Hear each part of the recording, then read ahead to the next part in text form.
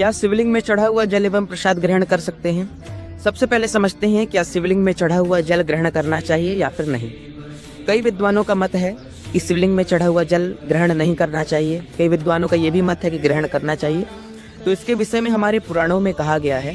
शिव पुराण के विद्येश्वर संहिता के 22वें अध्याय के 18वें श्लोक में कहा गया है, स्नापित्वा विधानेन यो लिंग स्नपनोदकम त्रिपिबेत त्रिविधम पापम तस्ये हासु विनश्यति।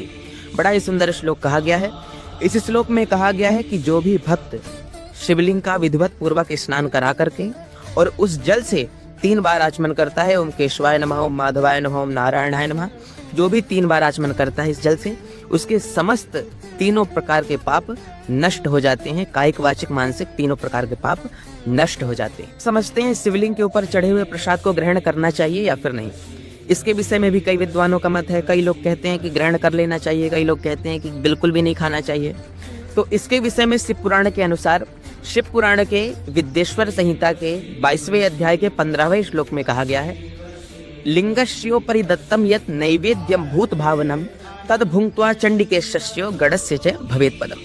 इस श्लोक में साक्षात रूप में कहा गया है कि जब आप भगवान शंकर के शिवलिंग के ऊपर जो नैवेद्य रख देते हैं तो उसमें भगवान शंकर के गण कौन हैं? भूत प्रेत इत्यादि। उनके स्वामी हैं चंडेश्वर। तो उस नैवेद्य में चंडेश्वर का अधिकार हो जाता है, इसलिए उस नैवेद्य को बिल्कुल भी नहीं पाना चाहिए। और जो भी इस नैवेद्य को पाता है वो भूत प्रेतों के संपर्क में आ सकता है। पुराण में ये भी कहा गया है कि 4 प्रकार के शिवलिंग में चढ़ा हुआ प्रसाद ग्रहण कर लेना चाहिए। कौन कौन से? तो शिव पुराण के विद्येश्वर संहिता के 22वें अध्याय के 14वें श्लोक में कहा गया है, बाणलिंगे च लौहे च सिद्धिलिंगे स्वयंभुवि प्रतिमासु च सर्वासु न चंडोधिकटो वेद। 4 प्रकार के शिवलिंग कौन कौन से हैं? तो कहा गया है बाणलिंग।